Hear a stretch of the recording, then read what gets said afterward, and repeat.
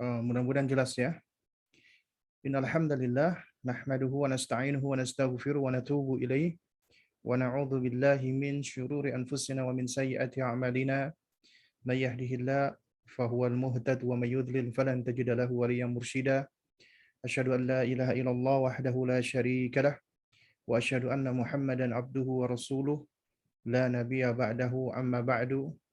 Wa qad qala Allah ta'ala innal ladzina qalu ربنا الله ثم استقاموا فلا خوف عليهم ولا هم يحزنون أولئك أصحاب الجنة خالدين فيها جزاء بما كانوا يعملون وقال تعالى أيضا إن الذين قالوا ربنا الله ثم استقاموا تتنزل عليهم الملائكة ألا تخافوا ولا تحزنوا وأبشروا بالجنة التي كنتم توعدون نحن أولياؤكم في الحياة الدنيا وفي الآخرة ولكم فيها ما تشتهي أنفسكم ولكم فيها ما تدعون نزلا من غفور رحيم.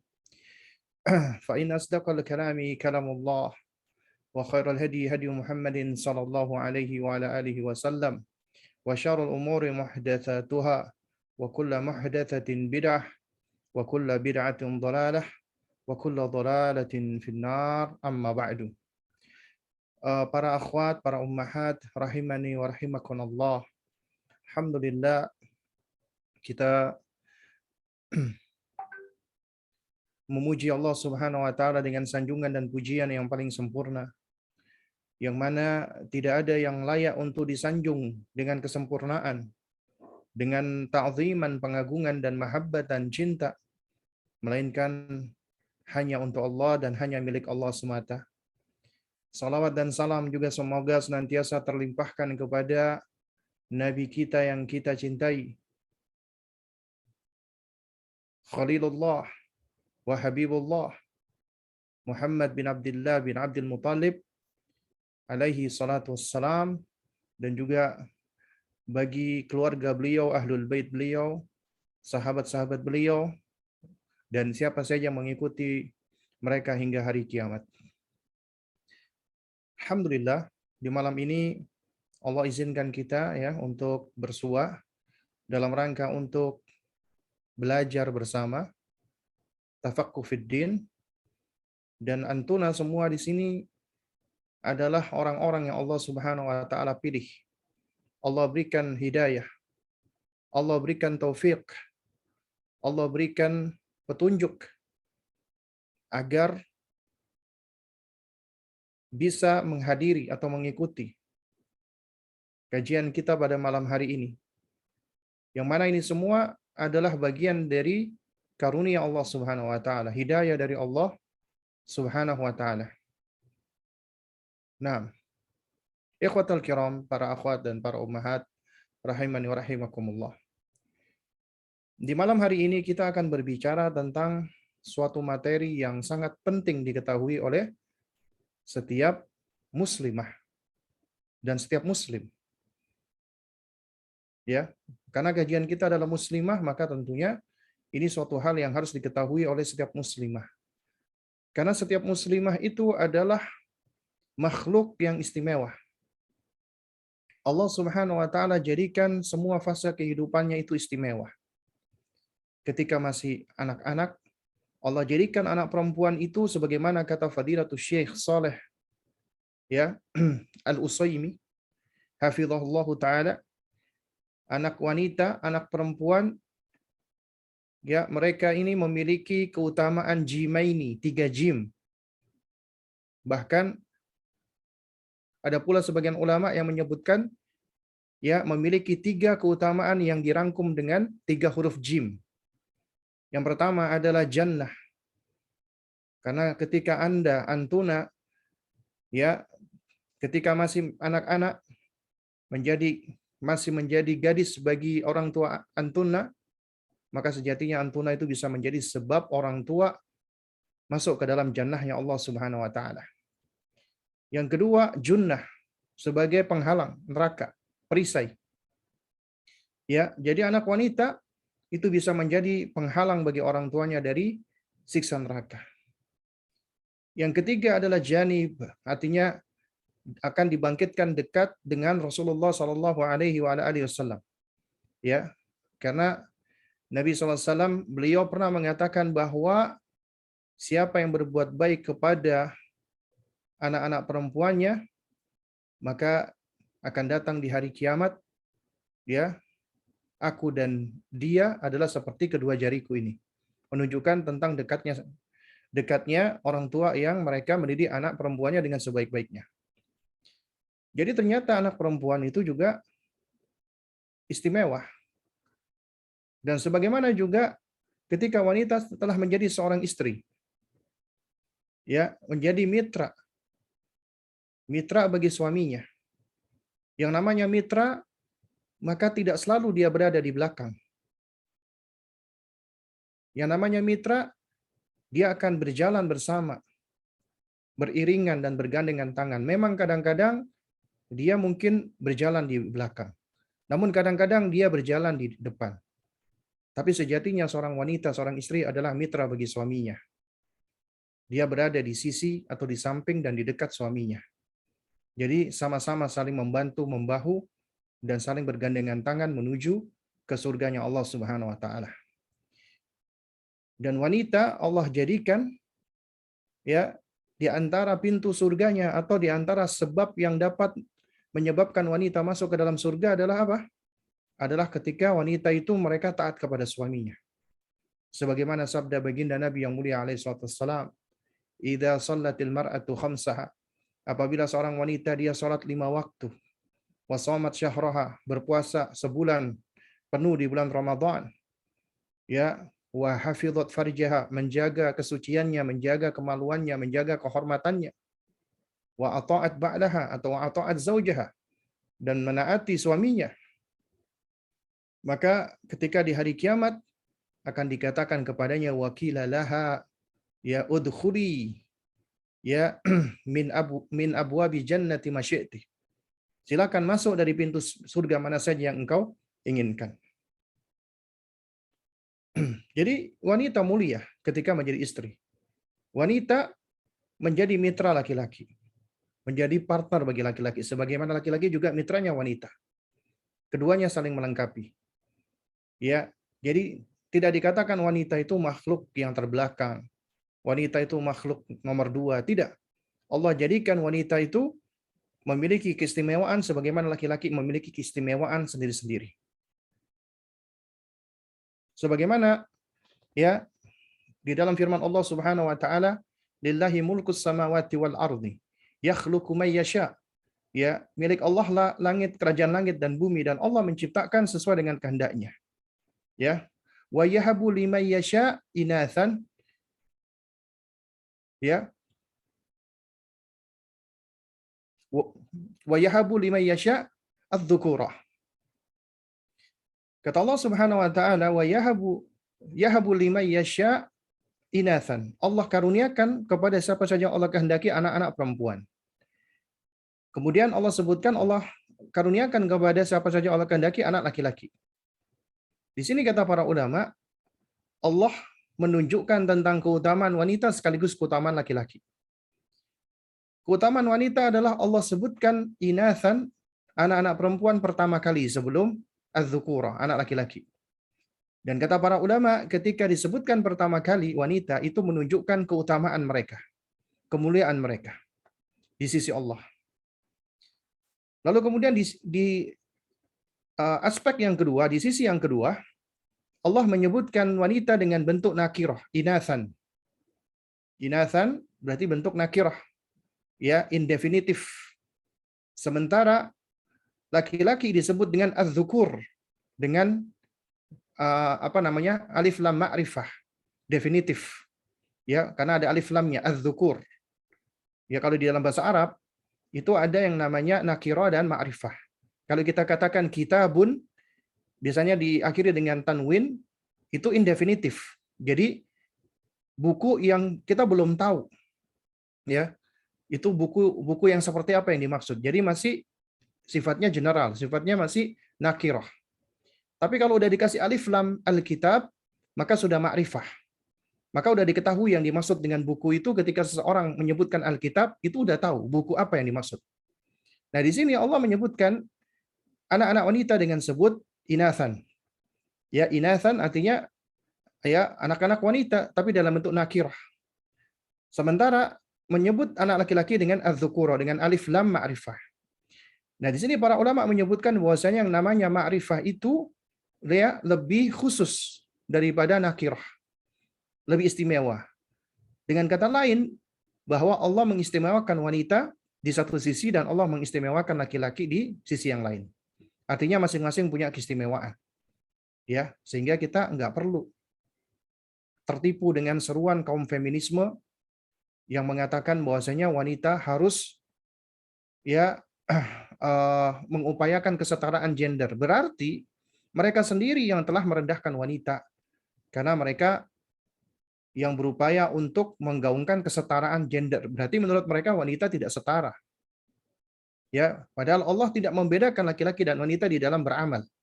Sama, tapi Allah berikan tanggung jawab yang berbeda, Allah berikan tugas yang berbeda, fungsi yang berbeda, dan keistimewaan yang berbeda.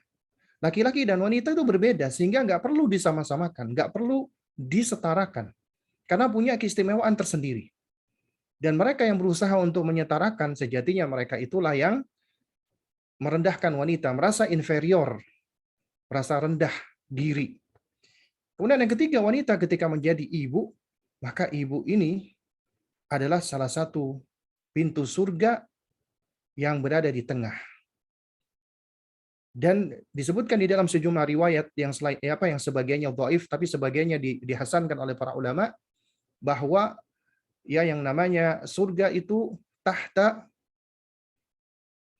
qadamaiha, berada di bawah kedua telapak kakinya. Ya, yaitu di bawah telapak kaki ibu. Ya. Artinya seorang ibu itu istimewa, mulia. Allah muliakan wanita, Allah muliakan ibu. Makanya ketika berbicara tentang bakti anak kepada orang tua, maka ibu diistimewakan di dalam Al-Qur'an. Ya, sebagaimana Allah Subhanahu wa taala berfirman dalam surat Luqman, ya, wa wasainal insana biwalidayhi hamalathu ummuhu wahnan ala wahnin wa fisaluhu fi amaini. Ya, dan sungguh kami telah wasiatkan, kami perintahkan manusia untuk berbakti kepada ibu bapaknya. Ya, disebutkan dua orang.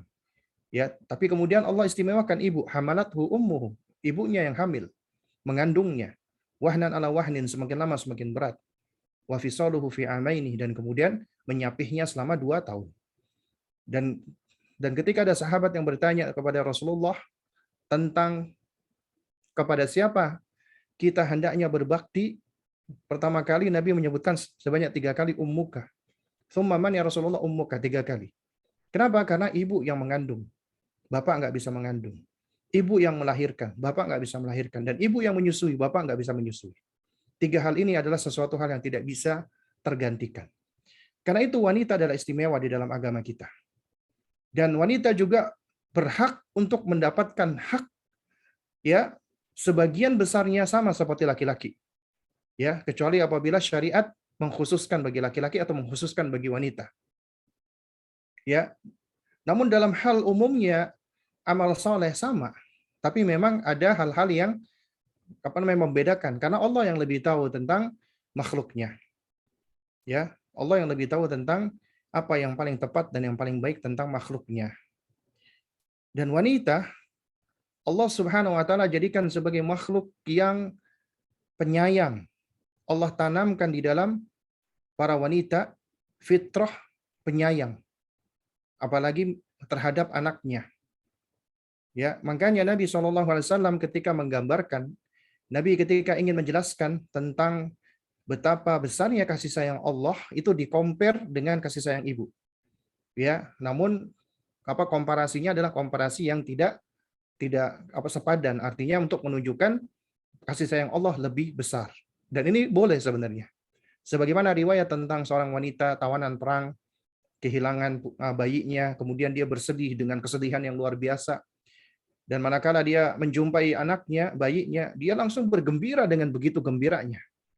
Ya, dia langsung peluk anaknya, dia susui anaknya. Kemudian Nabi bertanya kepada sahabat, ya, ara'aitum, apakah menurut kalian nih, ya, mungkin nggak sih si ibu ini akan melemparkan anaknya ke dalam api?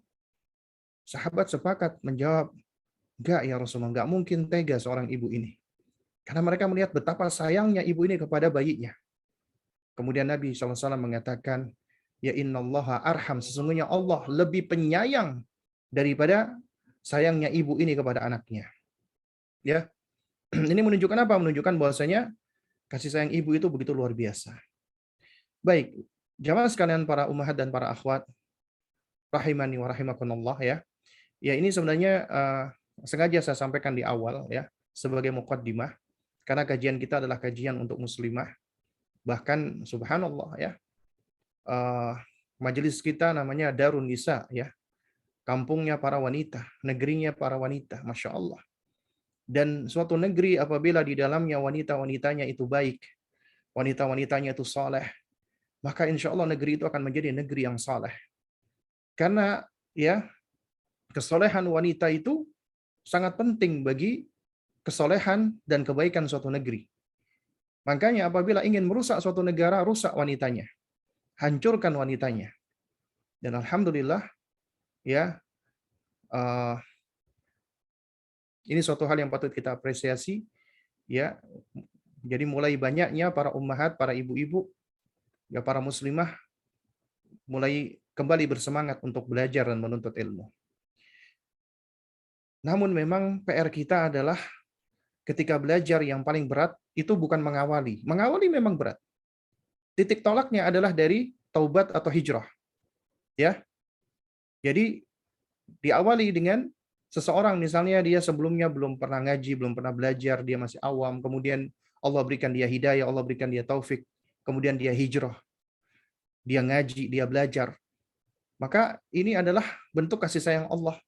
Allah berikan kepada muslimah tersebut hidayah dan taufiknya. Lantas apa yang harus dia lakukan? Ya dia harus terus belajar. Ya, dan mengawali sebenarnya itu lebih mudah meskipun ya nggak mudah-mudah amat ya. Ya kecuali yang Allah mudahkan.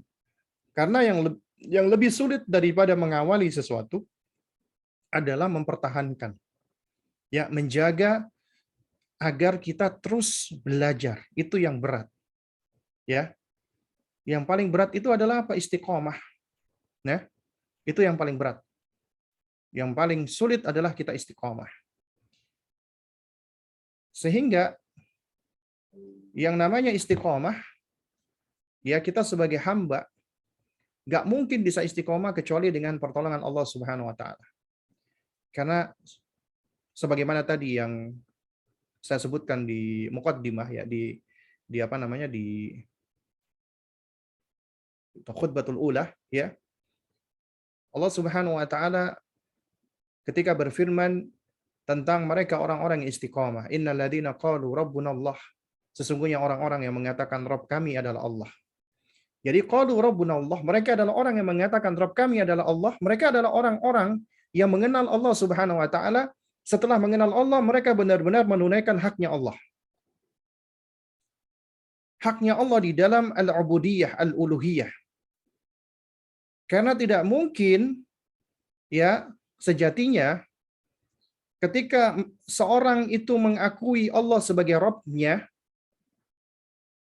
Rabb itu berarti pencipta, Khalik, Malik, pemilik dan penguasa, dan Mudabbir, pengatur. Artinya ketika kita menyebutkan Allahu Rabbuna, berarti Allah penciptaku, Allah pengatur, Allah pemilikku dan penguasaku. Ya, itu tiga inti sebagaimana dikatakan Syekh Utsaimin rahimahullah tentang makna Rabb atau rububiyah. Dan orang yang mengatakan Allah sebagai penciptaku, Allah sebagai pengatur semua urusanku, dan Allah pemilik dan penguasaku, maka suatu hal yang tidak sepatutnya dia malah beribadah atau menyembah kepada selain penciptanya. Dan ini adalah kesyirikan yang besar. Maksud saya ini adalah kezaliman yang besar, yaitu syirik. Bagaimana menurut Antuna? Apabila ada orang bekerja dengan seorang majikan, majikannya baiknya luar biasa, dia bekerja cukup sehari 1 jam, digaji dengan gaji yang besar, diberikan fasilitas rumah, kendaraan, perabotan, semuanya. Diberikan perabotan, ya, rumah, kendaraan, makanan. Jadi betapa baiknya majikan itu. Tapi apa yang dilakukan oleh si pekerja ini, si pelayan ini? Alih-alih dia bekerja untuk bosnya yang baik, dia malah bekerja untuk yang bukan bosnya, bukan atasannya, bukan majikannya. Nggak pernah ngasih dia apa-apa. Nggak memberikan dia apapun, tapi malah bekerja untuk orang tersebut. Apa pandangan kita tentang orang ini? Kita akan mengatakan ini adalah orang yang paling zalim. Ini adalah orang yang paling bodoh. Nggak tahu diri ini orang ini. Udah diberikan kebaikan oleh majikannya, tapi dia malah nggak mengapresiasi dan bersyukur kepada majikannya. Tapi dia malah melakukan sesuatu bukan untuk majikannya, yang nggak pernah berbuat baik dengannya. Padahal kita bicara tentang sesama manusia. Sama-sama manusia. Lantas bagaimana apabila yang kita bicarakan adalah Allahu Rabbuna? Ini adalah fondasi, wahai para akhwat dan para ummahat, ya, di dalam kajian kita pada malam hari ini. Karena kita ingin mengajarkan kepada anak kita tentang masalah tauhid. Dan kemudian kaitannya dengan istiqomah. Nah, di sini memang, ya kalau saya perhatikan judulnya, kita akan lebih menekankan kepada keistiqomahan di dalam mendidik anak di dalam masalah tauhid. Karena alhamdulillah ya, kajian-kajian kita tentang masalah menumbuhkan tauhid dan menjaga tauhid, mendidik anak tauhid itu sudah banyak, alhamdulillah. Namun tentang bagaimana supaya kita bisa istiqomah, ini adalah suatu hal yang berat. Dan Allah Subhanahu wa taala terangkan innalladzina qalu rabbunallahu tsumma istaqamu. Sesungguhnya orang-orang yang mengatakan Rabbku, Rabb kami adalah Allah. Tsumma istaqamu, kemudian dia istiqomah. Dia berlaku lurus. Artinya benar-benar membuktikan apa yang dia ucapkan dan kemudian dia konsisten dan komitmen di atasnya. Maka apa ganjarannya? Fala khaufun alaihim, maka tidak ada kekhawatiran bagi mereka. Walahum yahzanun, dan mereka juga tidak akan ditimpa kesedihan. Coba Anda perhatikan, wahai para akhwat dan para ummahat. Kalau kita perhatikan manusia, kalau kita lihat gender ya, umumnya kita bicara umumnya, siapa yang paling banyak bersedih? Siapa yang paling banyak khawatir? Siapa yang paling banyak menangis? Siapa yang paling banyak takut? Maka kita akan katakan wanita. Umumnya ya, kita nggak ngomong kasus per kasus. Kalau kasus per kasus mungkin ada di antara Anda, wah enggak Ustadz, saya punya suami cengeng misalnya. Misalnya gitu. Sementara saya juga jarang nangis. Kita nggak bicara. Ini kasus-kasus yang nggak banyak. Karena umumnya yang paling banyak menangis, bersedih, khawatir, itu wanita. Umumnya. Kenapa? Karena wanita memang Allah ciptakan itu lebih didominasi dengan masyair, wa wijdan, dengan emosi dan perasaannya dibandingkan laki-laki. Ya, laki-laki itu lebih banyak dipengaruhi oleh apa? Oleh rasionya sebenarnya. Ya, oleh cara dia berpikir sebenarnya. Ya, tapi ternyata kebanyakan laki-laki ketika menghadapi wanita itu akalnya seringkali tertutup. Itulah luar biasanya wanita. Ya, karena perasaan dan emosinya itu bisa menutupi akal laki-laki. Umumnya seperti itu. Nah, kalau Anda, wahai wanita, wahai ummahat, Anda seringkali nggak lepas dari kehidupan Anda, merasa khawatir, merasa sedih. Itu bagian dari kehidupan yang nggak bisa kita lepaskan. Yang kita nggak bisa menghindar darinya. Pasti kita akan sedih, akan khawatir. Bahkan para nabi dan para rasul pun juga sedih dan khawatir. Tapi kesedihan dan kekhawatiran mereka itu tidak berlarut-larut. Tidak terus-terusan. Sehingga akhirnya menjadikan orang yang berlarut-larut di dalam kesedihan dan kekhawatiran itu ujung-ujungnya adalah keputusasaan. Pasif. Dia tidak mau bergerak, tenggelam di dalam emosi-emosi negatifnya. Tapi seorang muslimah, mukminah, ketika dia mendapati suatu masalah yang menyebabkan dia sedih, yang menyebabkan dia takut atau khawatir, maka ketakutan dia dan kekhawatiran dia itu adalah bagian yang harus dia lalui. Sehingga dengan melaluinya dia akan menjadi sosok yang lebih tegar dan lebih kuat. Coba kita perhatikan, wahai para akhwat dan para ummahat, rahimani wa rahimakumullah. Manakala kita sedih, manakala kita khawatir, takut, kita cemas, kita merasa nggak nyaman, ya kan? Kita merasa tidak nyaman. Ini adalah bagian dari al-masyair, perasaan yang Allah sudah tanamkan di dalam diri kita. Allah sudah menciptakan manusia berikut perasaan yang ada di dalamnya. Dan Allah berikan kita kemampuan untuk bisa memilah mana perasaan yang membuat nyaman dan mana perasaan yang membuat tidak nyaman. Atau disebut mana emosi negatif dan mana emosi positif. Dan kedua emosi ini ada di dalam diri manusia. Dan sejatinya semuanya ini baik untuk manusia. Baik. Asalkan manusia kita, ya maksudnya, itu bisa memanage emosi kita dengan baik. Dan ini nggak mungkin bisa kita lakukan apabila kita nggak mengenali diri kita sendiri. Ma'rifatun nafsi, ma'rifatul dzat, mengenal diri. Itu adalah kunci pertama. Dan ini sebenarnya sudah ada kajian ya bagaimana kita mengenali diri kita sebenarnya. Karena ini kunci. Karena seseorang yang dia semakin mengenal dirinya, man arafa nafsahu arafa rabbahu, dia akan semakin mengenali kebesaran Allah Subhanahu wa taala. Ya. Dia akan semakin mengenali Rabb-nya. Baik. Para akhwat dan para ummahat rahimani wa rahimakumullah. Ketika Anda merasa khawatir, Anda takut, Anda cemas, ya. Dan perasaan-perasaan seperti itu, Anda merasa tidak nyaman. Ini berarti bagian dari sinyal, tanda yang Allah berikan kepada kita, hamba, agar kita kembali mencari ketenangan. Agar kita kembali mencari kebahagiaan. Karena manusia ingin bahagia. Gak ada manusia yang tidak ingin bahagia. Dan kata Abu Hamid Al-Ghazali rahimahullah, secara asal, perasaan atau emosi manusia, secara asal, penciptaan manusia itu wasat, netral. Netral itu artinya manusia itu tidaklah bersedih, tidaklah marah, tidaklah kecewa, itu netral. Dan perasaan-perasaan ini muncul terstimulasi. Ada stimulannya, ada triggernya, ada pencetusnya. Karena secara asal ini, perasaan ini tuh sifatnya itu dia hiatus, ya, diam. Ya. Sampai ada yang membangkitkan. Ada yang men-trigger dan mencetuskan. Makanya ketika seseorang melihat sesuatu yang lucu, dia akan ketawa. Ketika dia memikirkan sesuatu yang buat dia kesal, dia akan marah. Ya.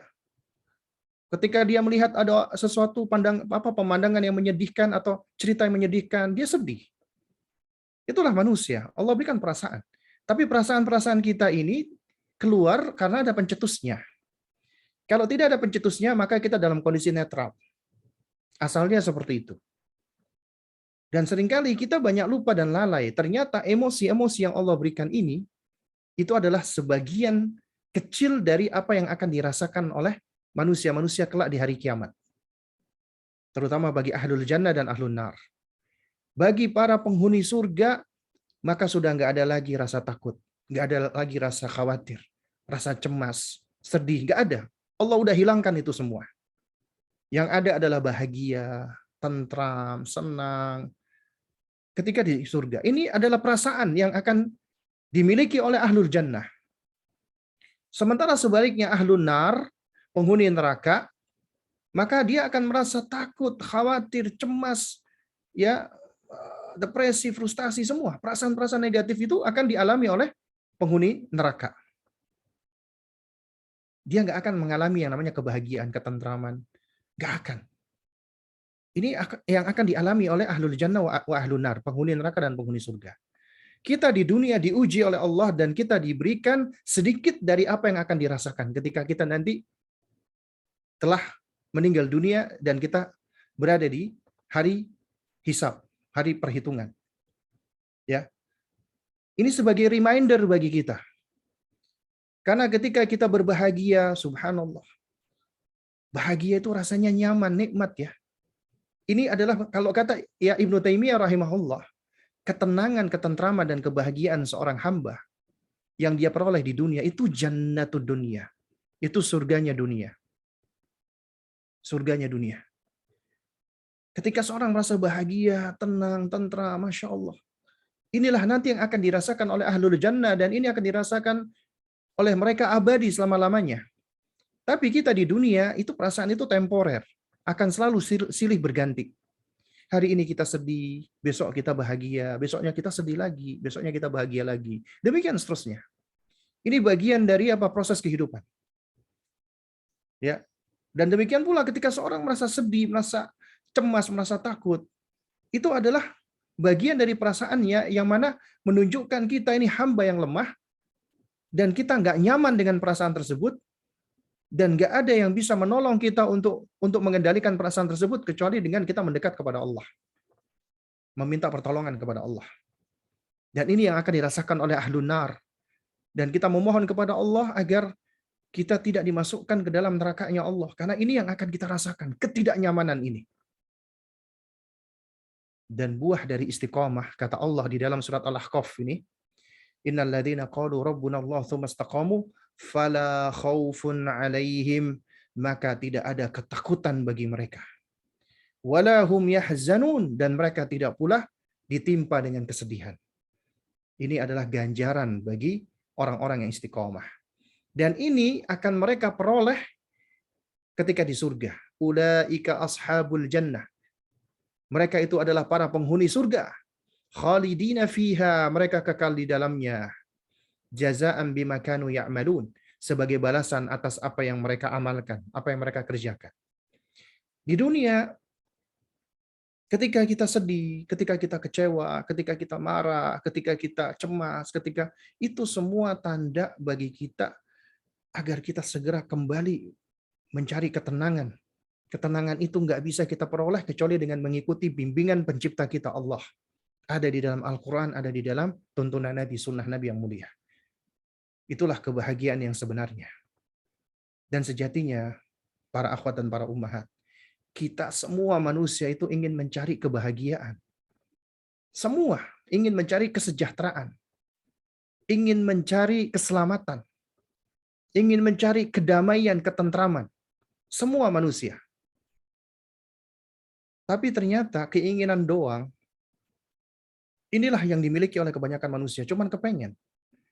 Tapi betapa banyak di antara mereka yang akhirnya tersesat, menyimpang, salah jalan, mencari jalan-jalan keselamatan, jalan-jalan kebahagiaan, tapi ternyata ujung-ujungnya malah celaka.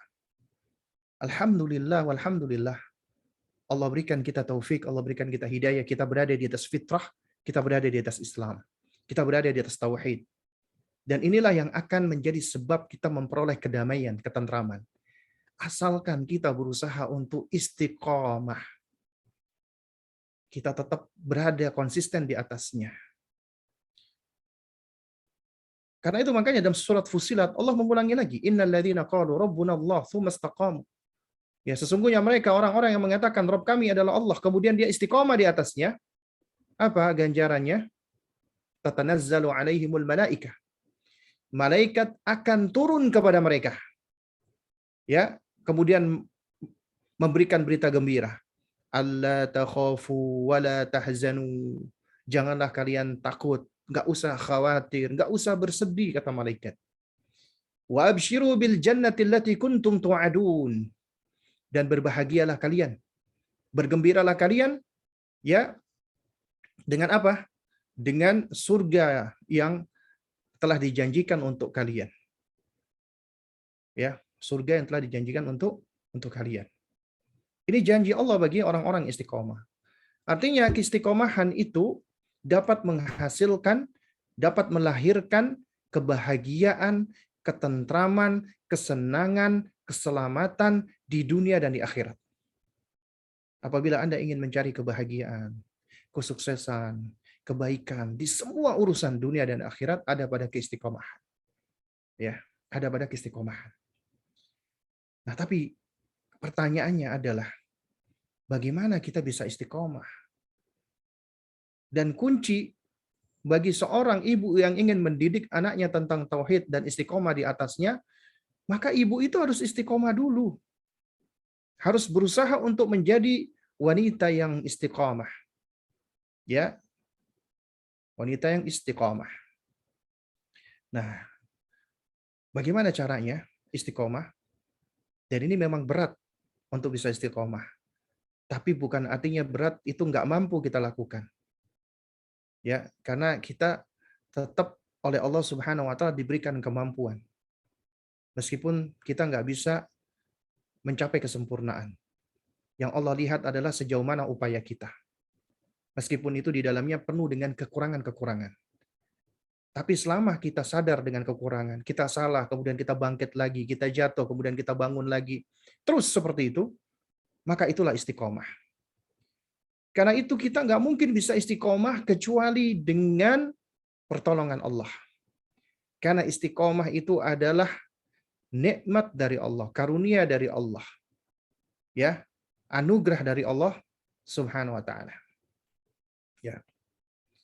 Dan ini menunjukkan apa? Menunjukkan bahwasanya kita ini nggak mampu ya untuk mendapatkan kebaikan kecuali dengan pertolongan Allah Subhanahu wa taala. Karenanya ya, apabila kita ingin istiqomah, minta kepada Allah. Karena Allah lah yang memberikan hidayah tersebut. Ya, Allah lah yang memberikan karunia tersebut kepada siapa saja yang Allah kehendaki. Inilah hikmah kenapa dalam sehari setidaknya kita membaca 17 kali. Ihdinas siratal mustaqim, tunjukilah kami jalan yang lurus. Ini orang-orang kafir nih, orientalis dan Islamologi dan yang semisalnya yang berusaha untuk mencari kelemahan Islam, ya. Mereka menuduh bahwasanya orang-orang Islam itu berada di atas kesesatan. Kenapa? Karena sehari mereka itu 17 kali minta petunjuk kepada Allah. Berarti menurut mereka orang Islam itu berada di atas kesesatan. Itu logikanya mereka begitu. Ya, logika piciknya seperti itu. Padahal Islam itu adalah hidayah, petunjuk kebenaran, fitrah. Kenapa kita minta minimal 17 kali dalam sehari hidayah? Karena kita sebagai manusia yang lemah, kita butuh pertolongan Allah agar kita senantiasa bisa berada di atas hidayah ini. Agar kita senantiasa mendapatkan pertolongan Allah. Ihdinas siratal mustaqim, tunjukilah kami jalan yang lurus ya Allah. Setiap hari kita ulang-ulang kita baca ya doa ini. Dan kata Ibnu Qayyim rahimahullah, ini adalah doa yang paling baik, doa yang paling utama. Itu adalah ihdinas siratal mustaqim. Tunjukilah kami jalan yang lurus. Karena dengan kita mengucapkan hal ini, sejatinya kita itu menempatkan diri kita sebagai hamba Allah yang lemah, yang fakir, yang dhaif. Ya. Nah, karena itu ini pondasi. Pondasi ketika seorang ingin beristiqomah, maka pondasinya adalah al-ubudiyah. Pondasinya adalah dia menghambakan diri kepada Allah Subhanahu wa taala. Dan al-ubudiyah itu berarti dia menghinakan dirinya, merendahkan dirinya. Ya, at-tadarru, al-khudu', tadallul, dia merendahkan diri. Ya, menghinakan diri di hadapan Allah. Karena siapa yang menghinakan dan merendahkan diri di hadapan Allah itu kemuliaan. Tapi siapa yang merendahkan dan menghinakan diri kepada selain Allah itu kehinaan. Itulah kehinaan yang sebenarnya. Nah, karena itu kita diajarkan oleh Rasulullah. Dan ini doa yang sering diucapkan oleh Nabi SAW. Ya muqallibal qulub tsabbit qalbi ala dinik. Ya musarrifal qulub sarrif qalbi ala ta'atik. Wahai yang membolak-balikkan hati, teguhkan hatiku di atas agamamu. Wahai yang membolak-balikkan hati, ya kokohkan aku di atas ketaatan kepadamu. Ya. Di dalam sebuah hadis dari Ummu Salamah radhiyallahu taala anha, beliau pernah bertanya kepada Rasulullah, "Ya Rasulullah, awa innal quluba la tataqallabu?" Ya. Wahai Rasulullah, apakah hati kita itu bisa taqallub ya, berbolak-balik? Kata Nabi, "Na'am, iya. Ma min khalqillahi min bani Adam min basharin illa anna qalbahu baina usbu'aini min asabi'illah. Fa in sya'allahu azza wa jalla aqamah wa in sya'a azaghah." Kata Nabi SAW, ya, tidaklah satupun makhluk dari anak keturunan Adam ya, melainkan hatinya, kalbunya berada di dalam genggaman jari jemari Allah. Dan siapa yang Allah kehendaki, Allah istiqomahkan, Allah luruskan. Dan siapa yang Allah kehendaki, Allah palingkan dia. Ya, Allah sesatkan dia. Jadi istiqomah itu ada di mana? Tangan Allah Subhanahu wa taala. Karenanya siapa yang ingin istiqomah, maka hendaknya dia meminta kepada Allah. Nah, karena itu banyak doa, minta tolong kepada Allah. Bahkan ketika Rasulullah SAW, ya, sebagaimana diriwayatkan oleh Ibunda Aisyah radhiyallahu taala anha, ya, ketika beliau akan qiyamul lail, salat malam, beliau awali dengan membaca awal salatnya dengan apa? Allahumma rabba Jibril wa Mikail wa Israfil fatiras samawati wal ardi alimal ghaibi wasyahadati anta tahkumu baina ibadika fima kanu fihi yakhtalifun ihdini lima ikhtalifa fihi minal haqqi biidhnik innaka tahdi man tasha ila siratim mustaqim.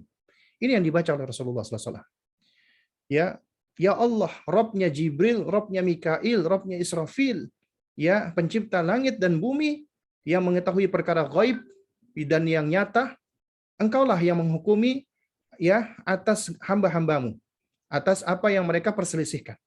Tunjuki aku, ya Allah, kepada jalan yang benar, ya, dari apa yang diperselisihkan oleh makhluk dengan izinmu, karena sesungguhnya engkaulah yang memberikan petunjuk kepada siapa saja yang engkau kehendaki. Ya. Nah, oleh karena itu Nabi biasa baca ini, dan juga di dalam riwayat yang lain Nabi mengatakan innaka tahdi man tasya ila siratal mustaqim. Sesungguhnya engkau yang memberikan petunjuk kepada siapa saja ke jalan yang lurus. Dan bahkan ketika kita membaca Al-Fatihah, kita juga mengucapkan ihdinas siratal mustaqim siratal ladzina an'amta 'alaihim ghairil maghdubi 'alaihim waladdallin. Ya. Nah, makanya doa ini adalah doa yang paling bermanfaat bagi hamba. Doa meminta hidayah dan meminta keistiqomahan. Ya, meminta keistiqomahan.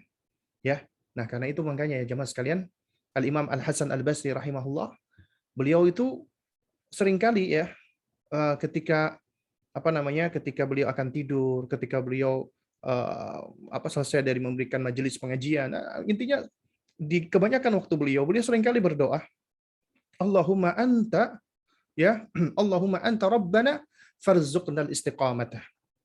Allahumma anta rabbana, wahai ya Allah, engkau adalah Rabb kami, ya. Farzuqnal istiqamah, maka karuniakanlah kepada kami keistiqomahan. Ya, keistiqomahan. Nah, jadi minta kepada Allah Subhanahu wa taala. Jadi memperbanyak doa para akhwat dan umat. Kemudian kita juga minta minta kepada Allah dengan cara berdoa setelah diri kita, minta kepada anak-anak kita, untuk anak-anak kita, untuk orang-orang dekat kita, suami kita. Ya. Jadi di antara adab ketika Anda berdoa, Anda meminta kebaikan kepada Allah, dahulukan dulu minta kepada diri. Minta dulu kepada diri kita, baru kemudian ke orang-orang dekat kita. Jangan langsung minta langsung untuk anak kita, untuk suami kita, untuk diri kita dulu. Itu adabnya berdoa. Kenapa? Karena diri kita ini adalah yang lebih berhak mendapatkan kebaikan Allah sebelum orang lain. Dan ini bagian dari ubudiyah, yaitu kita menunjukkan diri kita sebagai hamba Allah yang lemah. Dan diri kita lebih butuh kepada Allah, ya, sebelum kita memohonkan untuk orang-orang lain. Kemudian yang berikutnya, yang namanya istiqomah itu kuncinya adalah di dalam hati. Ya, sebelum jawarih, apalagi penampilan. Ya. Karena Allah tidak melihat penampilan. Allah tidak melihat yang namanya keistiqomahan itu dari panjangnya hijab. Ya, dari hitamnya cadar. Ya, dari lebarnya pakaian. Itu tidak demikian. Tapi itu penting. Itu bagian dari korinah, dari tanda keistiqomahan seseorang. Bagaimana seorang itu beriltizam dengan syariat, dengan agamanya. Tapi bukan sekedar itu. Yang lebih penting dari itu adalah apa? Hati. Karena hati adalah raja. Makanya pokok dari keistiqomahan adalah istiqomahnya hati. Ya. Makanya Nabi SAW, beliau pernah mengatakan, la yastaqimu imanu abdin hatta yastaqima qalbuhu. Tidak akan istiqomah hati seorang hamba sampai Ya, tidak akan istiqomah keimanan seorang hamba sampai hatinya juga istiqomah. Ya, makanya para ulama menerangkan aslul istiqamah istiqamatul qalbi ala tauhidi. Itu kata Al-Hafidz Ibnu Rajab Al-Hambali. Pokok dari keistiqomahan itu adalah istiqomahnya hati di atas tauhid. Karena istiqomah itu sendiri sejatinya adalah istiqomah di atas tauhid, mentauhidkan Allah. Di atas peribadatan kepada Allah Subhanahu wa taala. Ya. Nah, jadi tidaklah seorang dikatakan istiqomah dan hatinya tidaklah dikatakan istiqomah sampai hatinya itu berada di atas ma'rifatullah, mengenal Allah. Artinya Anda wahai para akhwat dan para ummahat, ya, kita nggak akan bisa istiqomah sebelum kita ma'rifatullah, mengenal Allah. Ya, mengenal Allah ini berarti mengharuskan kita untuk belajar tentang akidah yang benar, belajar tentang tauhid, belajar nama-nama dan sifat-sifat Allah dan perbuatan-perbuatan Allah secara benar agar kita semakin mengenal Allah.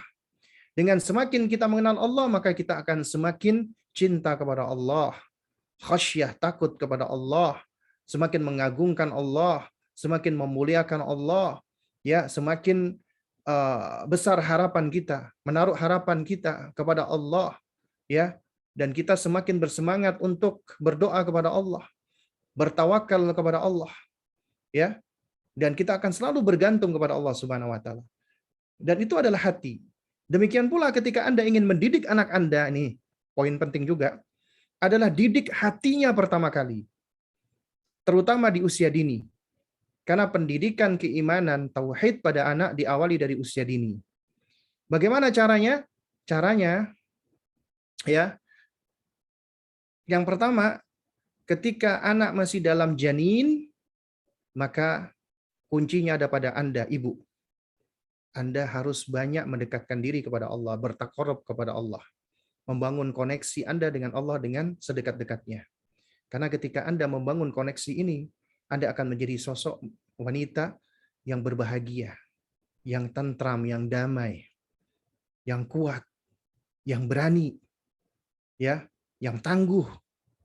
Dan ini akan dirasakan oleh bayi Anda yang berada di rahim Anda. Dan kemudian ketika Anda sibukkan diri Anda dengan banyak berzikir, banyak baca Al-Quran, maka demikian pula bayi yang ada dalam janin juga akan turut berinteraksi melalui Anda. Kemudian ketika anak Anda lahir, maka tunjukkan cinta Anda.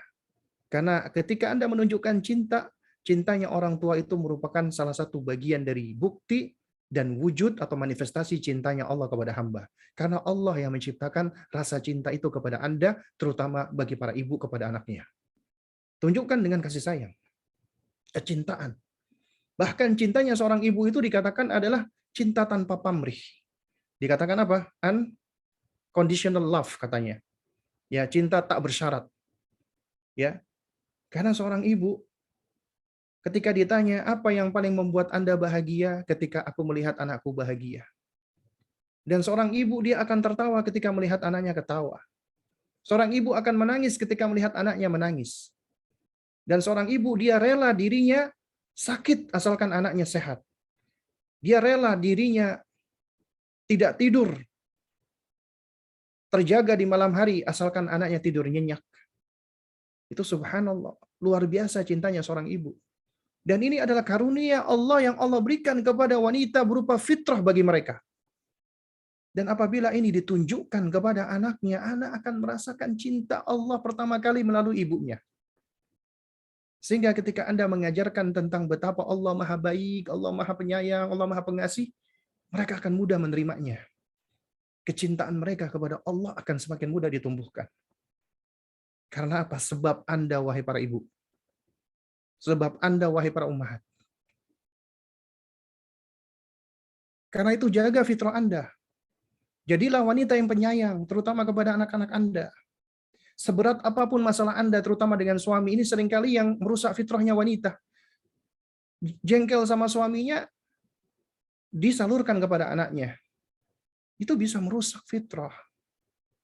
Tapi wanita yang dekat dengan Rabb-nya, dekat dengan Allah, maka apapun kondisinya, dia akan menjadi orang yang kuat, orang yang tangguh. Dan dia tetap akan menyayangi anaknya. Lalu kemudian ketika Anda susui dia, maka jangan cuma Anda susui sambil main handphone atau ngobrol. Ajak dia bicara, pandang matanya, ucapkan kalimat-kalimat thayyibah, doakan dia, nak, Umi berdoa nak, mudah-mudahan kamu menjadi ulama, menjadi penghafal Quran, menjadi mujahid di jalan Allah. Dahulu para salaf, ya, para wanita-wanita generasi salaf, mereka ketika menyusui anaknya, mereka sembari berdoa kepada Allah. Ya Allah, jadikanlah anak-anakku ini para penghafal Quran, para pembela agama, mujahidin di jalan Allah. Akhirnya muncullah generasi-generasi ulama dan mujahidin di jalan Allah. Tapi wanita-wanita di zaman now, ketika nyusuin anaknya sambil main handphone bermedia sosial, akhirnya muncul apa? Generasi pecinta media sosial. Ketika Anda susui bayi Anda, bicara, ajak bicara. Karena bahasa ibu itu ya bukan hanya bahasa kognisi, bahasa logika yang harus dipahami Anda. Ketika mereka mendengarkan ucapan Anda, karena ketika Anda mengucapkan sesuatu yang berangkat dari hati, berisi harapan-harapan kepada Allah, itu menjadi doa. Dan itu ya kalau istilahnya vibrasi suara, tone suara, itu menenangkan anak, membuat anak menjadi tenang. Bayi itu menjadi senang, dia melihat uminya, mendengarkan suara uminya, tenang dia. Apalagi ketika Anda sering-sering mengucapkan zikir, Allahu Akbar, Astagfirullah, Subhanallah, La ilaha illallah. Anda berzikir pagi dan petang, Anda membaca Al-Quran, itu akan mempengaruhi dia. Dan itu adalah pembelajaran tauhid dari semenjak dini. Kemudian ketika sudah waktunya usia dia belajar bicara, talqin dia. La ilaha illallah Muhammad Rasulullah. La ilaha illallah Muhammad Rasulullah. Sebagaimana yang dilakukan oleh Ummu Sulaim kepada anaknya Anas bin Malik. Ya, mentalkin. Dan juga demikian ya cicitnya Rasulullah Zainal Abidin. Anaknya ketika masih kecil belajar bicara sudah ditalkin. Ya, ya kul amantu billah wa kafartu bitaghut. Amantu billah wa kafartu bitaghut. Aku beriman kepada Allah dan aku kufur kepada tagut. Aku beriman kepada Allah dan aku kufur kepada tagut. Ditalkin anaknya. Ya, maka talkin anak Anda. Kalimat-kalimat thayyibah, terutama kalimat tauhid. Agar kalimat ini sudah terbiasa didengarkan dan tersimpan di dalam memorinya, ya, meskipun dia masih belum begitu paham, tapi itu kalimat yang akan menyuburkan fitrahnya. Fitrah yang sudah Allah tanamkan kepada setiap manusia. Agar pertama kali pula yang dia ucapkan ketika dia belajar bicara, kalimat thayyibah. Ibnul Qayyim di dalam Tuhfatul Maudud, beliau juga menasihatkan ya, ketika anak itu sudah waktunya belajar bicara, maka talqinkan dia. Ya, kalimat tauhid la ilaha illallah dan ajarkan dia. Ya, Allahu ya beristiwa di atas arsy-Nya. Ya, dan Allah beristiwa, ya Allah beristiwa di atas arsy-Nya dan arsy Allah berada di atas langit. Ya, wa huwa yaraka dan Allah melihat kamu. Ya, itu udah diajarkan kepada anak, akidah yang benar. Agar mereka tidak mudah tersesat. Karena fitrah menetapkan Allah berada di atas langit. Fitrah manusia. Ya. Tapi ketika fitrah udah rusak atau udah ditutupi dengan akal manusia yang sempit yang nggak mampu menjangkau segalanya, mulai lebih mendahulukan akal. Kalau Allah berada di atas langit, berarti apa namanya? Berarti Allah Subhanahu wa taala itu ya, menurut logika mereka, kalau Allah berada di atas langit, langit kan ciptaan Allah. Kalau Allah berada di atasnya, ya, berarti Allah Subhanahu wa taala itu membutuhkan makhluk. Apalagi Allah berada di atas arsy-Nya. Nah, menurut mereka kalau arsy ya seperti kursi singgasana itu lebih besar daripada yang duduk di atasnya. Mereka udah pakai logika. Padahal ketika kita ngomong tentang Allah, kita nggak pakai dengan logika. Kenapa? Logika kita nggak mampu menjangkau. Kita cuma pakai apa? Apa yang Allah kabarkan dan disampaikan Rasulullah kita imani. Sebagaimana datangnya. Dan itulah yang akan menyuburkan fitrah. Talqin dia kalimat-kalimat baik. Bahkan kalau perlu, anak itu udah sering-sering didengarkan nama Allah. Allah, Allah, Ar-Rahman, Ar-Rahim, Al-Malik, Al-Quddus, Al-Jabbar, Al-Aziz. Udah terbiasa dia mendengarkan Asmaul Husna. Tapi ternyata kita itu lebih sering berlomba-lomba. Umi-umi, abi-abi, mbah, kakek, nenek. Supaya siapa duluan yang lebih cepat dipanggil. Bukan artinya ini nggak boleh. Ya ini suatu hal yang manusiawi. Tapi ketika orang tua berlomba-lomba agar anaknya pertama kali mengucapkan kalimat Allah, subhanallah, ini tanda kebaikan. Karena dia mengucapkan lafal pertama kali adalah Rabbnya, Allah. Alih-alih abi atau umi. Ya, tapi bukan artinya ketika anak ngomong abi umi, wah ini berarti anak yang nggak soleh. Bukan, ya, bukan seperti itu. Nah, terus kemudian kita didik dia. Dan kemudian ketika dia sudah mulai belajar, bermain, maka bermainnya itu adalah sarana belajar tauhid. Mulai dari mengenal dirinya, mengenali anggota tubuhnya. Allah beri kamu mata, nak, dengan mata kamu bisa melihat ya. Siapa yang kasih kamu mata? Allah yang kasih kamu mata. Allah menciptakan dua mata buat kamu. Dengan mata kamu bisa melihat. Bersyukur ya nak kepada Allah, alhamdulillah. Kita talqin, ya Allah aku berterima kasih karena engkau telah memberikan aku mata. Dan ini terus stepnya berjalan. Sampai anak masuk usia tamyiz. Baru kita sudah mulai fokus untuk penerapan syariat, ibadah, terutama sholat. Makanya Nabi memerintahkan anak sholat di usia berapa? Muru auladakum bisolati wahum abna'us sab'in. Perintahkan anakmu sholat di usia 7 tahun. Sebelumnya, pembangunan pondasi sebelum mereka diperintahkan untuk sholat. Coba Anda perhatikan betapa baiknya Allah. Kalau ditanya apa tujuan kita diciptakan Allah? Beribadah. Wa ma khalaqtul jinna wal insa illa liya'budun. Tapi Allah tidak serta-merta memberikan taklif atau beban syariat kepada hambanya. Sampai hamba benar-benar ready, siap untuk menjalankan tanggung jawab tersebut. Jadi ditunggu sampai anak itu balik atau mukallaf. Ketika balik atau mukallaf, idealnya anak manusia itu mereka sudah memiliki perkembangan yang baik dalam hal logikanya, kognisinya, ya, kemudian juga indera-indera yang lainnya itu sudah dalam kondisi optimal. Artinya mereka sudah siap menjalankan tujuannya untuk beribadah kepada Allah. Dengan kata lain, tujuan kita mendidik anak kita adalah mempersiapkan mereka untuk menjadi hamba Allah. Untuk siap menjadi hamba Allah. Abdullah, hamba Allah. Tujuan kita.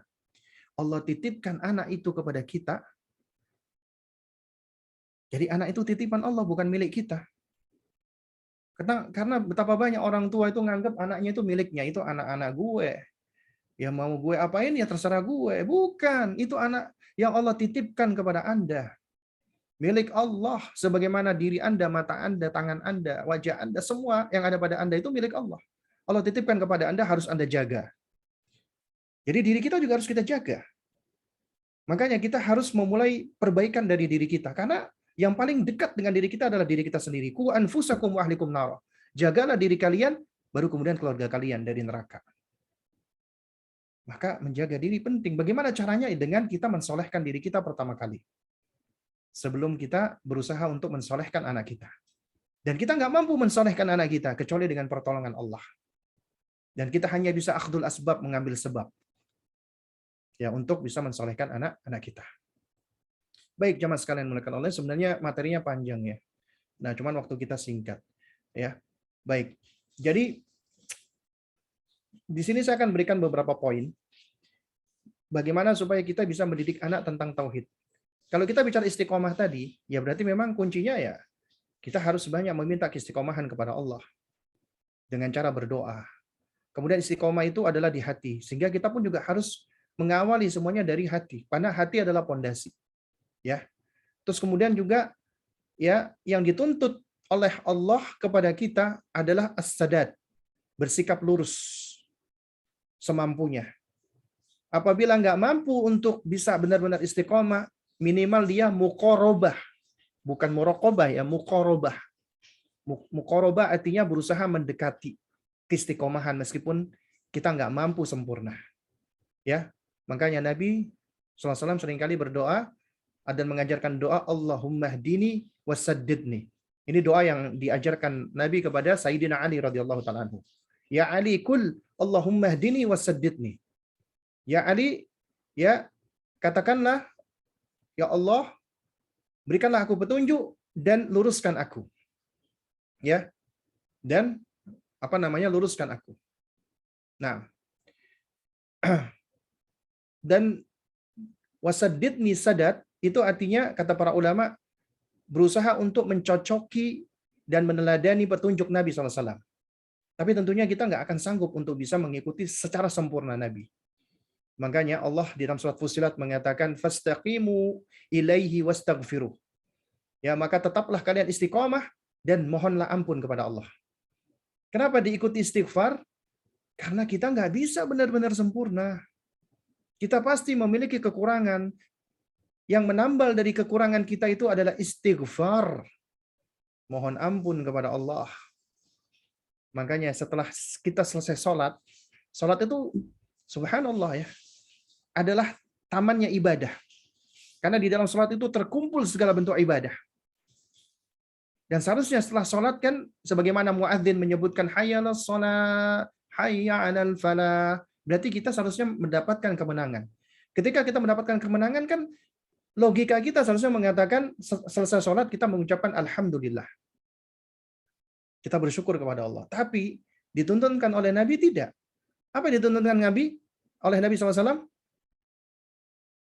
Istighfar. Astagfirullah, astagfirullah, astagfirullah. Allahumma antas salam. Istighfar. Kenapa? Karena sebetapapun kita berusaha untuk khusyuk di dalam sholat kita, menyempurnakan sholat kita, nggak akan mampu. Pasti akan ada bolong-bolongnya. Hilangnya konsentrasi dan kekhusyuan kita. Maka tambal dengan apa? Dengan istighfar. Ya, dengan istighfar. Nah, karena itu Nabi SAW juga seringkali mengingatkan, ya, yaitu saddidu wa qaribu. Saddidu berlaku luruslah, wa qaribu dan dekatilah. Ya, as-sadat itu bentuk istiqomahan. Artinya berusaha untuk meluruskan ucapan kita, perkataan kita, hati kita. Ya, itu adalah as-sadat. Adapun wa qaribu artinya muqarabah, mendekat. Artinya berusaha untuk mendekati kebenaran tersebut. Mendekati ya semampu kita apa yang dilakukan oleh Rasulullah. Dan kemudian kita berusaha mencontohnya. Meskipun kita nggak sanggup ya untuk untuk melakukan itu semua. Makanya kita dituntut untuk apa? Untuk mendekati, muqarabah. Ya, dan banyak istighfar kepada Allah. Nah, itu diantara yang disebutkan oleh Profesor Dr. Abdul Razak bin Abdul Muhsin Al-Abbad Al-Badr agar kita bisa istiqomah. Ya. Dan kemudian juga yang nggak kalah penting adalah istiqomahan itu tidak akan terwujud kecuali dengan ikhlas lillahi ta'ala. Lillah, karena Allah. Kemudian billah, dengan pertolongan Allah. Artinya ketika kita telah usai dari melaksanakan suatu amal soleh, maka kita katakan itu dengan pertolongan Allah. Bukan karena kita. Demikian pula ini metode pendidikan anak. Bagian dari pengajaran tauhid kepada anak. Ketika anak berhasil melakukan sesuatu, maka jangan langsung dipuji, kamu anak hebat, anak luar biasa, pinter, dan seterusnya. Tapi ucapkan, Masya Allah, anak Umi diberikan kemudahan oleh Allah.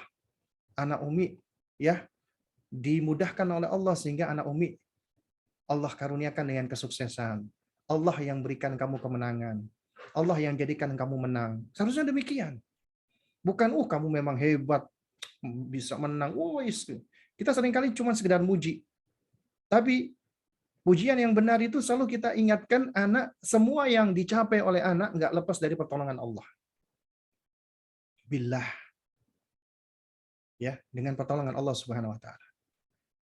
Masya Allah, kamu ya hari ini diberikan oleh Allah keberhasilan. Bersyukur ya nak sama Allah Subhanahu wa taala karena Allah yang berikan kamu pertolongan, Allah yang berikan kamu kemudahan. Allah Maha baik ya nak, Allah baik banget dengan kamu. Kamu diberikan kemudahan-kemudahan. Sehingga kamu akhirnya bisa mengerjakan pertanyaan itu dengan benar, dengan baik. Semuanya dengan pertolongan Allah. Dan itu harus diawali dari diri kita. Karena kalau kita nggak awali dari diri kita, kita nggak akan bisa istiqomah. Istiqomah tegak dengan billah, meminta pertolongan Allah. Dan ini nasihatnya Rasulullah kepada Abdullah bin Abbas ketika masih kecil. Idza sa'alta fas'alillah wa idza ista'anta fasta'in billah. Jika kamu mau minta, minta kepada Allah. Kalau kamu mau isti'anah, minta tolong kepada Allah. Jangan pernah lupa untuk minta tolong kepada Allah. Ya, karena ini bagian dari hakikat hauqalah, la haula wala quwata illa billah. Makanya ketika muazin mengumandangkan azan, kita disuruh mengikuti semua ucapan kecuali hayya 'alas shalah, hayya 'alal falah, kita mengucapkan hauqalah, la haula wala quwata illa billah. Hayya 'alas shalah, la haula wala quwata illa billah. Hayya 'alal falah, la haula wala quwata illa billah. Kenapa? Karena ketika kita mengerjakan salat dan memperoleh al-falah, itu semua tidak lepas dari pertolongan Allah. Tidak ada daya, tidak ada kekuatan kecuali dengan pertolongan Allah. Kemudian istiqomah juga nggak akan bisa terwujud kecuali dengan ala amrillah, di atas perintah Allah. Di atas perintah Allah. Artinya harus berada di atas syariat Allah Subhanahu wa taala. Jadi tidak di atas ya hal-hal yang tidak ada tuntunannya. Ya, dari Allah dan dari Rasulnya. Ya. Nah, jadi ini adalah poin-poin ketika istiqomah. Lalu kemudian yang berkaitan dengan mendidik tauhid tentang anak, ya, maka di sini ada poin-poin yang akan saya ringkas, ya. Yang pertama, ketika Anda mendidik anak Anda, maka kunci yang pertama adalah, ya setelah tadi ya poin-poin yang saya sebutkan, adalah hikmah. Jadilah Anda seorang yang hikmah. Hikmah itu artinya adalah seseorang yang tahu, ya fi'lun ma yanbaghi 'alal wajhi alladhi yanbaghi fil waqti alladhi yanbaghi, kata Ibnu Qayyim. Dia tahu ya apa yang harus dilakukan. Ya, kemudian setelah dia tahu apa yang dia lakukan. Dia melakukan sesuatu yang memang tepat, yang benar. Kemudian dengan cara yang benar, di waktu yang benar. Ini mengharuskan ketika dia hikmah, dia harus tahu dulu ini. Yang dia lakukan benar nggak? Harus ada ilmunya. Kemudian setelah itu caranya benar nggak? Metodenya ada nggak? Kurikulumnya ada nggak? Manhajnya ada nggak? Yang ketiga, waktunya. Makanya rukun hikmah kata Ibnu Qayyim rahimahullah ada 3. Pertama, nggak mungkin seorang bisa hikmah kecuali dia harus berilmu. Harus punya ilmu dulu. Yang kedua, dia harus punya hilmu, kelemah lembutan, kesantunan. Nggak mungkin orang itu bisa dikatakan hikmah meskipun punya ilmu banyak, tapi dia nggak santun. Nggak baik sama orang. Kasar, bengis, kaku. Dia akan dijauhi. Yang ketiga adalah al-anatu atau at-ta'anni, yaitu tenang, tidak tergesa-gesa. Ya. Karena al-anatu minallah. Sifat tenang itu adalah dari Allah. Sementara ya al-istijalu minasyaitan, tergesa-gesa itu dari syaitan. Nah, kebanyakan penyakit dari kita orang tua adalah instan, pengen semuanya instan, cepat-cepatan. Istijal. Ya, menggegas dan menggegas anak. Ya, jadi harus hikmah, ya. Dan hikmah ini adalah karakteristik agama kita Islam. Nah, lalu kemudian setelah itu harus dengan arifku walinu warahmah, dengan lemah lembut, dengan kasih sayang. Jadi tidak dengan cara yang kaku, tidak dengan cara yang kasar, tidak dengan cara memaksa, ya tapi dengan cara memotivasi, mengajak, mendorong. Karena kaidah-kaidah di dalam pendidikan asalnya itu adalah dengan cara lemah lembut. Kenapa? Untuk membangun koneksi kita dengan anak kita. Karena ketika koneksi sudah terbentuk, maka akan mudah bagi kita untuk mengkoreksi. Makanya connection before correction. Ya. Kemudian yang berikutnya adalah harus dengan step-stepnya. Ya, at-tadarruj, bertingkat. Ya, bertingkat dan bertahap. Enggak langsung semuanya, enggak langsung banyak, tapi pelan-pelan. Ini karakter orang-orang Rabbani. Karena orang Rabbani sebagaimana kata Imam Bukhari rahimahullahu taala, yaitu man yurabbiyun nasa bisigharil ilmi qabla kibarihi. Orang yang mendidik manusia dari yang ringan-ringan dulu sebelum yang berat. Ya, dari yang enteng-enteng dulu. Pelan-pelan. Tidak tergesa-gesa, enggak pengen cepat-cepat. Kemudian yang berikutnya di antara metodenya para salaf adalah mendahulukan iman sebelum Quran. Al-imanu qabla al-Quran. Dan ini bahasanya panjang sebenarnya. Dan juga sudah pernah dibahas. Tapi intinya adalah sebelum kita mengejar anak dalam hal hafalannya, ya, kemudian dalam hal misalnya mempelajari tentang tentang tahsin dan seterusnya, maka iman dulu. Ya, ajarkan keimanan dulu. Karena dengan mengajarkan dia iman, terutama al-imanu billah, termasuk juga al-imanu bi kutubillah, agar dia mencintai Al-Quran. Karena apabila dia sudah cinta dengan Al-Quran, maka akan terbentuk inisiatif di dalam dirinya untuk berinteraksi dengan Al-Quran. Dia senang dengan Al-Quran, nggak perlu dipaksa-paksa lagi. Ya. Lalu kemudian setelah itu adalah di antara metode yang para salaf adalah al-adabu qabla talabi atau al-adabu qabla ilmi. Adab dulu sebelum ilmu. Adab dulu sebelum kita nyuruh dia belajar. Makanya anak-anak di usia dini, mereka sebenarnya belum diperintahkan untuk belajar. Tapi mereka diberikan kesempatan untuk bersenang-senang dan bermain, dan itu momen sebenarnya mengajarkan mereka tentang adab, terutama adab kepada Allah. Termasuk adab nanti kepada Rasulullah, adab kepada orang tuanya, adab kepada orang yang lebih tua, adab kepada adiknya, adab kepada hewan, adab kepada tumbuhan, dan seterusnya. Itu momen mengajarkan. Lalu kemudian yang berikutnya lagi adalah ya selektif di dalam mencari teman, apalagi mencari guru. Harus selektif, termasuk sekolahan. Harus selektif. Kemudian yang terakhir, ini karena waktu ya, kita udah mau jam 9, adalah kita hanya bisa berusaha berikhtiar. Kita cuma bisa berikhtiar, akhdul asbab, mengambil sebab. Selebihnya, kita bertawakal kepada Allah, dan kita banyak berdoa. Doa minal awal ilal akhir. Doa dari awal sampai akhir, dan termasuk di pertengahan. Jangan lepas dari berdoa kepada Allah. Ya. Dan kita nggak bisa menjadikan anak kita soleh, nggak bisa menjadikan anak kita baik, nggak bisa menjadikan anak kita itu ini dan itu, yang bisa hanyalah Allah Subhanahu wa Ta'ala. Tapi Allah berikan kepada kita kemampuan untuk bisa mendatangkan sebab-sebab hidayah tersebut dari Allah. Di antaranya ya tadi kita harus punya ilmu, kita harus menjadi qudwah, teladan, kita harus berlemah lembut dengan cara yang hikmah, ya. Kemudian juga dengan cara yang bertahap dan seterusnya. Ini adalah sebab-sebab turunnya hidayah. Dan selama kita udah berusaha, maka serahkan kepada Allah. Apapun keputusan Allah, maka kita sudah bara'atu dhimmah. Kita sudah berlepas diri nanti dari pertanggungjawaban di hadapan Allah. Karena ketika dihisab nanti, kita sudah menunaikan kewajiban kita. Karena kita tidak diberikan kewenangan dan kemampuan untuk bisa memberikan hidayah kepada anak kita. Nggak bisa kita kasih hidayah. Mereka. Kita cuma bisa menasehati, mendidik, ngajarin, udah itu doang gitu loh. Selebihnya kita serahkan kepada Allah.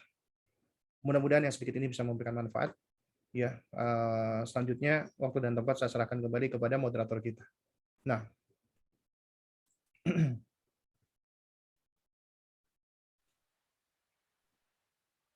Jazakumullah khairan, kami haturkan li Ustadzina atas penyampaian yang sangat bermanfaat ini. Meningkat acara yang selanjutnya yaitu sesi pertanyaan. Bagi akhwat ummahat yang ingin bertanya, silakan untuk tulis pertanyaan di kolom Zoom.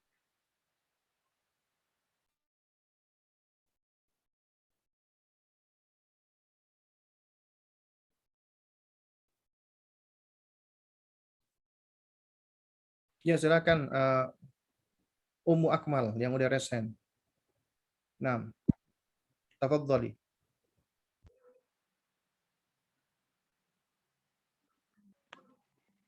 Bismillah. Mau bertanya Ustadz? Nah. Untuk anaknya adalah doa yang tanpa hijab di hadapan Allah. Bagaimana dengan doa seorang ibu yang bermaksiat? Apakah doa ibu anak tersebut masih diterima dan berpengaruh untuk anaknya, Ustaz? Apa nih suaranya putus-putus ini? Ya, anak ulang pertanyaan. Siapa yang bertanya, siapa ini? Oh, ini admin ya? Oh ya, nah. Kirain tadi siapa namanya, Ummu Akmal tadi yang tanya ya. Kok soalnya saya lihat kok mic-nya masih belum nyala, kok udah keluar suaranya. Ya. Ya, silakan. Mau bertanya Ustadz, doa ibu untuk anaknya adalah doa tanpa dihijab di hadapan Allah. Bagaimana dengan doa seorang ibu ahli maksiat? Apakah doa ibu untuk anaknya masih diterima dan berpengaruh untuk anaknya, Ustadz? Nah, ya. Jadi sebenarnya doa ya, doa itu adalah hak prerogatifnya Allah Subhanahu wa Ta'ala untuk menerima dan tidaknya. Tapi memang Allah menjelaskan yang melalui Nabi SAW tentang sebab-sebab diterimanya doa dan sebab-sebab ditolaknya doa. Bahkan ya disebutkan oleh para ulama ketika menerangkan tentang doanya orang yang mazlum ya, ketika Nabi SAW itu menasihatkan diantaranya Mu'adz bin Jabal ya, diantaranya adalah apa namanya, ittaqillahi min ya, apa namanya, doail mazlum ya, atau kama qala ya, takutlah engkau dari doanya orang yang mazlum, orang yang teraniaya, karena doanya orang yang teraniaya adalah tidak ada hijab antara dirinya dengan Allah. Meskipun itu kafir loh. Itu disebutkan oleh para ulama. Misalnya ada orang ahlul kitab, dia teraniaya kemudian dia dia menyebut Robnya ya Allah. Karena mereka juga ya di samping menyembah selain menyembah Allah, mereka juga menyembah Allah. Maka bisa jadi Allah akan kabulkan. Karena apa? Karena kondisi dia yang mazlum. Nah, apalagi itu seorang muslim gitu loh. Apalagi itu seorang mukmin, maka tentunya lebih besar lagi. Apalagi kalau dia berusaha untuk mencari sebab-sebab diijabahnya doa. Demikian pula bisa jadi seorang ibu, meskipun dia misalnya ahli maksiat, ya, lalu kemudian ketika dia berdoa untuk anaknya dengan keikhlasan misalnya, ya itu bisa jadi Allah akan menerima doanya. Ya, namun apabila itu doa misalnya doa yang mengandung keburukan, doa yang mengandung apa namanya, pemutusan silaturahim, ya doa yang isinya adalah apa, kejelekan, ya, dan itu mengandung apa, kezaliman, maka Allah tidak akan mengabulkan doanya karena Allah Maha Adil dan Allah tidak akan berbuat zalim. Karena itu makanya nggak perlu khawatir ini bagi anak-anak yang misalnya orang tuanya misalnya ya masih suka berbuat maksiat. Ayahnya misalnya nyuruh beli rokok, kita nggak mau, kemudian marah-marah mengatakan anak durhaka kamu, bapak doakan kamu begini dan begitu misalnya, kita nggak usah takut, nggak usah khawatir. Karena kita yakin Allah Maha Baik. Karena ketika kita nggak membelikan ayah kita rokok, itu benar. Kita nggak ingin memfasilitasi ayah kita di dalam keburukan. Ya, karena apabila kita fasilitasi, kita juga bisa kena dosanya. Meskipun ayah kita marah, ya ngata-ngatain kita, mendoakan keburukan dengan kita, nggak usah khawatir. Kenapa? Kita yakin Allah Maha Baik, Allah Maha Adil, dan tidak layak ya kita berburuk sangka dengan Allah dengan alasan takut doa bapak kita dikabulkan oleh Allah lantaran kita telah berbuat yang benar. Berarti kita udah berburuk sangka dengan Allah dong, gitu loh. Jadi kita nggak usah khawatir. Nah, wallahu a'lam. Bismillah. Pertanyaan kedua, Ustaz. Bismillah, assalamualaikum. Izin bertanya. Qadarullah, suami saya pernah ada masa lalu yang kurang baik, yang mana berefek dan memiliki trauma untuk diri saya sendiri sebagai istri maupun kepada anak-anak. Sehingga sekarang anak-anak sudah beranjak dewasa, merasa enggan dekat dengan ayahnya karena ada hati yang terluka, dan ayahnya pun bingung bagaimana cara untuk mulai mendekat dan meminta maaf kepada anak-anak. Jadi suasana rumah kurang baik, mohon pencerahannya ya Ustaz. Jazakumullah khairan. Nah, jadi intinya adalah kalau sang ayah ini sadar, pertama bersyukur kepada Allah karena Allah memberikan dia kesadaran. Kalau sadar dia keliru, maka segera bertaubat kepada Allah. Inabah kembali kepada Allah. Banyak beristighfar kepada Allah. Ketika dia bertaubat, syaratnya pertama, ya, yang telah lalu dia harus an-nadam, menyesal. Ya, dia harus menyesal dengan yang telah dia yang telah dia kerjakan. Yang saat ini dia banyak beristighfar, memohon ampun kepada Allah. Yang akan datang dia nggak akan mengulangi lagi. Dan kemudian dia mencari penghalalan. Setelah beristighfar kepada Allah, mencari penghalalan kepada anaknya. Ya. Lantas bagaimana caranya? Ya caranya adalah ketika dia telah sadar keliru, kemudian dia juga telah bertaubat kepada Allah, maka minta tolong kepada Allah, beristi'anah kepada Allah agar Allah memberikan kekuatan, memberikan taufik, memberikan hidayah, lalu kemudian minta maaf kepada anak-anak. Harus minta maaf kepada mereka. Nggak boleh gengsi, nggak boleh ego. Ya, karena ini ada haknya anak yang akan dihisap oleh Allah. Kalau kita nggak berusaha meminta penghalalan dari mereka, kita bisa dihisap oleh Allah. Dan dengan kita minta maaf, ya apabila kita memang jujur dengan maaf kita, tulus dari hati, itu insya Allah akan bisa menghancurkan barier, penghalang yang tadinya kita dingin sama anak, kaku, ya ada semacam jurang atau ada penghalangnya, itu akan runtuh. Asalkan tadi, sang ayah tadi benar-benar tulus meminta maaf kepada Allah, meminta maaf kepada anak-anaknya tadi, ya. Jadi dia harus lawan tuh gengsinya, egonya, ya. Karena dia telah melakukan kesalahan, maka dia harus minta maaf. Baru kemudian setelah itu dia harus memperbaiki caranya berbicara, caranya menghadapi, memperlakukan anaknya. Itu adalah konsekuensi daripada taubat. Kalau taubatnya benar, maka ya siapapun itu meskipun dia awalnya merasa berat dan itu ujian, dia akan bisa melakukannya insya Allah. Wallahu a'lam bishawab. Nah, Kemudian pertanyaan selanjutnya adalah yeah. bagaimana doa Kita berikan dulu ini pertanyaan bagi yang resen dulu aja ya. Nah, silakan. Siapa ini yang diberikan kesempatan untuk bertanya langsung? Al-Sasa. Bismillah Ustadz, izin bertanya. Iya, silakan. Dalam kita menerapkan Al-Quran kepada anak sejak dini, misalkan dengan mendengarkan murotal hampir sepanjang hari, seperti kebanyakan ibu, apakah itu dianjurkan Ustadz? Karena saya pernah baca bahwa anak jika terlalu sering mendengarkan hal-hal yang bisa membuat bising telinganya itu berpengaruh pada sarafnya gitu. Tapi saya saat itu nggak mencari lebih lanjut gitu Ustaz. Bisa mempengaruhi apa tadi? Afan, bisa mempengaruhi apa? Saraf. Mempengaruhi saraf dan otaknya karena terlalu sering mendengarkan hal-hal yang bising gitu Ustaz. Apakah itu betul atau seperti apa Ustaz? Jadi baiknya bagaimana? Nah, Toyib, ya. Kita tahu ya Al-Quran ini berbeda dengan selain Al-Quran. Kita nggak boleh menyamakan Al-Quran dengan suara-suara yang lainnya. Ya asalkan Al-Quran itu dibaca dengan bacaan yang benar, dengan tartil ya, murattal. Maka kita nggak boleh menyamakan Al-Quran dengan yang lainnya. Karena ketika Al-Quran dibacakan, maka insya Allah di dalamnya itu mengandung keberkahan, akan menenangkan hati. Karena Al-Quran itu syifa, huda, petunjuk, dan syifa. Ya obat segala bentuk penyakit. Itu yang pertama. Yang kedua, ya tentunya kita harus hikmah dong. Karena yang paling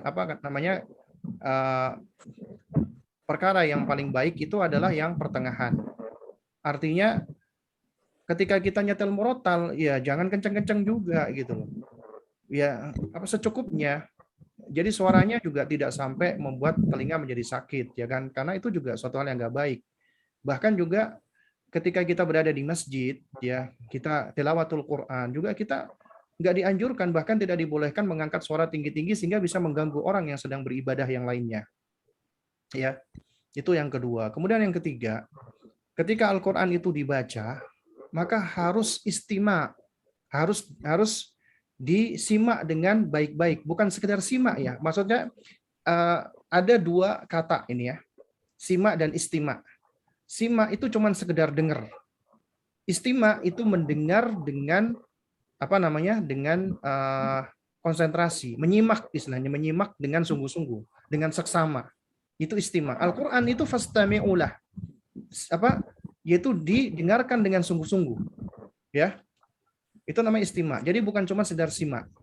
Nah, karena itu nggak boleh ketika Al-Qur'an itu diputar misalnya di rumah tetap ngobrol-ngobrol, ngomong-ngomong sendiri, itu suatu hal yang tidak diperbolehkan, tidak beradab kepada Al-Qur'an. Tapi boleh kita misalnya nyetel Al-Qur'an sambil beraktivitas. Misalnya sang ibu lagi masak di dapur. Ini sebagaimana difatwakan oleh para ulama kita ya, seperti Syekh Shalih Fauzan. Itu boleh, juga termasuk diperdengarkan ke anak-anak kita. Ya. Adapun teori yang mengatakan bisa mengganggu saraf dan lain sebagainya, maka itu semua ya teori-teori yang ada, konsep-konsep yang ada, maka itu semua adalah tidak berasal dari Allah dan Rasul-Nya.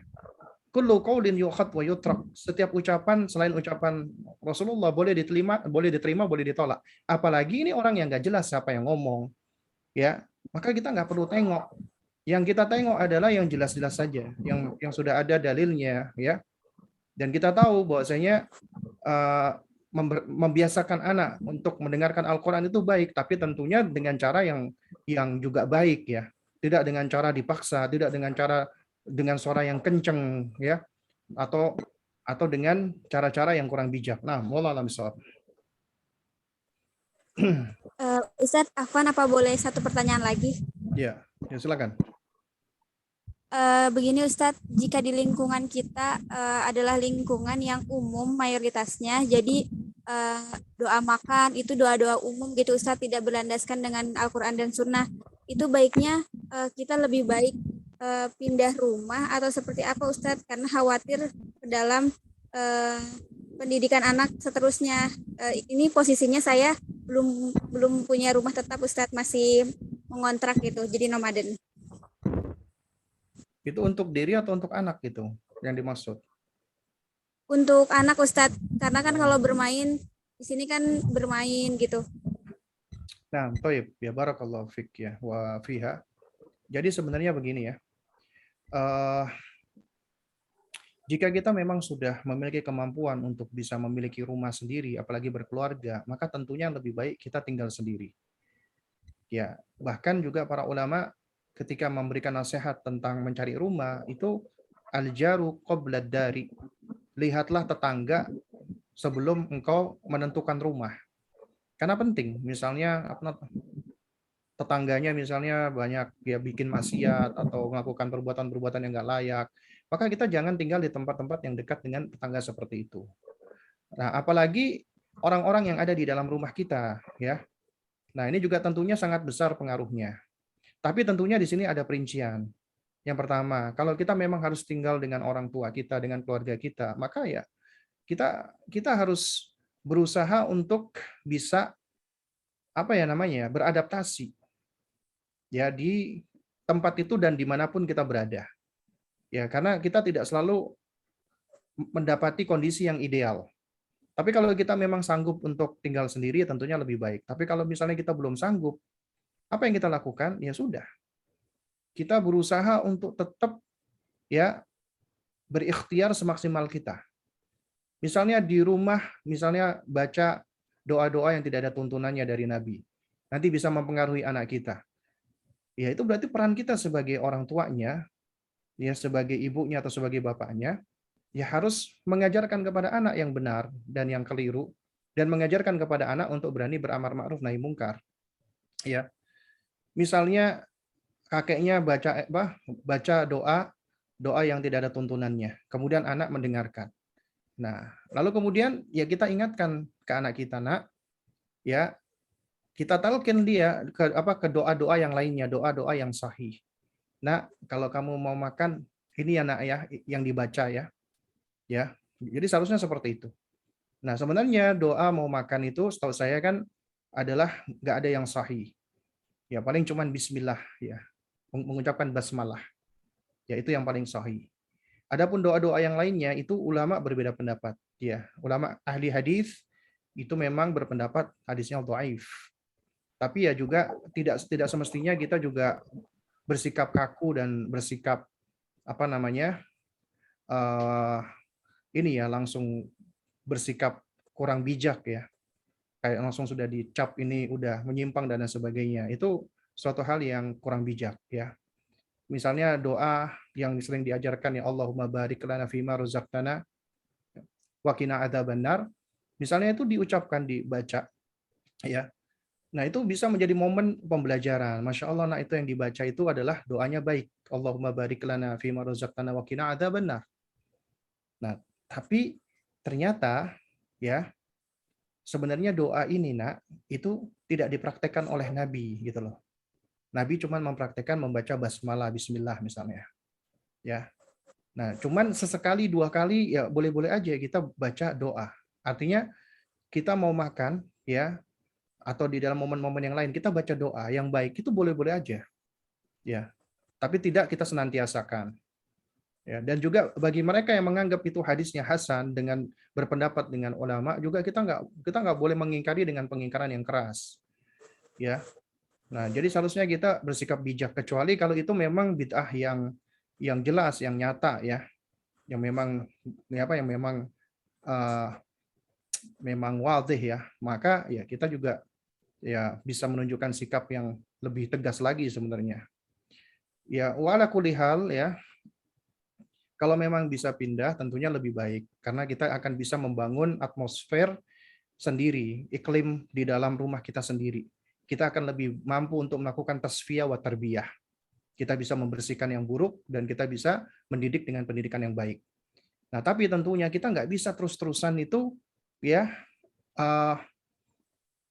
apa namanya ya, membentuk atmosfer seperti ini di semua tempat. Nggak mungkin kita mampu. Karena misalnya anak kita keluar rumah, anak kita ke sekolah, anak kita mengunjungi temannya, anak kita mengunjungi keluarganya, pasti dia akan mendapati hal-hal yang menyelisih syariat. Dan ini bagian dari kehidupan yang harus sudah kita ajarkan. Artinya kita berkewajiban untuk membangun imunitas bagi anak kita, imunitas dari keburukan. Ya. Jadi bukan suatu hal yang tepat orang tua cuma menciptakan rumahnya itu bebas dari maksiat, ya. Lalu kemudian selesai, tidak. Karena nanti ketika dia keluar rumah, dia akan terpapar. Orang tuanya jadinya bingung sendiri. Apa yang harus dilakukan? Selain kita tasfiyah dan tarbiyah di dalam rumah, kita juga harus terus mendidik anak. Ketika dia mendapati hal-hal buruk, ya juga harus kita jelaskan, nak, itu nggak boleh ya, nak. Itu suatu hal yang buruk, itu suatu hal yang dimurkai Allah. Harus diajarkan. Ya, agar mereka terus belajar untuk bisa untuk bisa tamyiz ya, untuk membedakan baik dan buruk, dan juga mereka juga kita ajarkan untuk berani beramar ma'ruf nahi mungkar. Ini metodenya Luqman alaihissalam. Ya, agar mereka berani beramar ma'ruf nahi mungkar. Ya, wallahu a'lam bishawab. Ya, mungkin ini bisa saya sampaikan. Kurang lebihnya saya mohon maaf apabila ada hal-hal yang kurang berkenan. Yang benar tentunya datangnya dari Allah, yang batil datangnya dari saya pribadi ya sebagai manusia, dari hawa nafsu saya dan juga syaitan yang senantiasa meniupkan was-was. Mudah-mudahan ini dapat memberikan manfaat untuk kita semua. Ya, untuk penutup saya serahkan kepada moderator kita. Nah, Jazakumullah khairan wa barakallahu fikum li ustadina atas penyampaian ilmu yang sangat bermanfaat. Semoga Allah mudahkan kita semua untuk mengamalkan ilmu setelah mengetahuinya. Amin ya rabbal alamin. Maka tanpa mengurangi rasa hormat kami kepada Ustadz, kami persilakan Ustadz untuk live Zoom terlebih dahulu.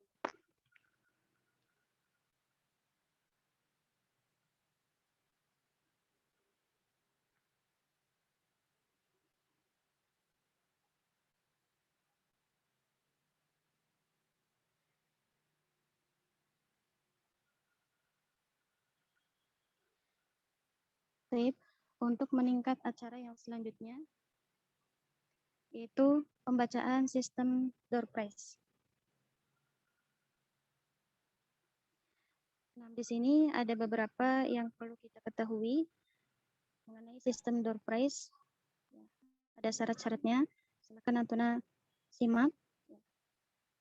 Yang pertama, membuat catatan kajian menggunakan desain yang menarik semampunya. Kemudian yang kedua, upload ke story atau posting di Instagram masing-masing, kemudian tag Instagram Darun Nisa. Kemudian pastikan akun Instagram teman-teman tidak di-privat untuk sementara waktu. Dan yang terakhir, follow Instagram dan join channel Telegram Darun Nisa. Barakallahu fikum. Dan batas akhirnya itu hari Rabu tanggal 15 Juni 2022 pukul 5, pukul 17 waktu Indonesia Barat.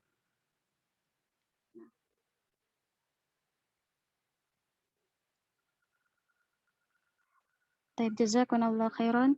Mungkin hanya ini yang bisa kami sampaikan. Apabila ada kesalahan, kami mohon maaf sebesar-besarnya.